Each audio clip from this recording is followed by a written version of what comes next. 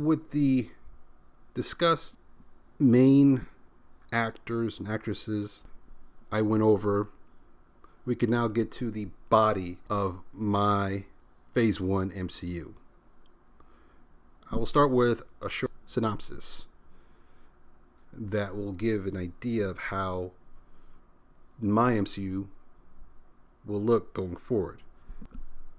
This story will begin in the 1940s with Red Skull escorting two of his friends, Frost and alien Skrull leader Gravik, into a secret room at his castle. Using his copy of the Darkhold, Red Skull opens up a interdimensional portal that houses imprisoned Dracula and his forces. Red Skull makes a deal with Dracula from his end to free his army, Dracula's army, provided that he empowers his friends Frost and alien friend Gravik with vampiric powers. Dracula agrees to Red Skull's proposal because he wants to free himself and his army from the interdimensional portal he's in.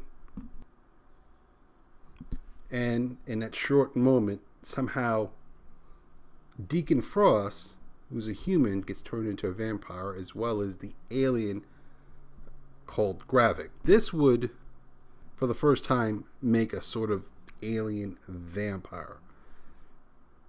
Well, in this case, alien Skrull vampire. Just as that process is completed, the Allied forces, that is the enemy of Red Skull and his evil Axis powers, that will later be referred to as Hydra, is attacked. The castle starts to shake due to the bombardments of weaponry fire, and the portal to Dracula's prison dimension shuts down. In a panic, Deacon Frost and Gravik take off with Red Skull's copy of the Darkhold, and Red Skull escapes on a rocket to avoid being captured by the Allied forces. This short story scene shifts to the present and is being told or viewed through the eyes of the watcher, Iwatu. Before giving the setups, he quickly talks about the Bill Bixby era of the Incredible Hulk to close that chapter, as we now go into the first ever movie of my MCU, which will start in the year 1992.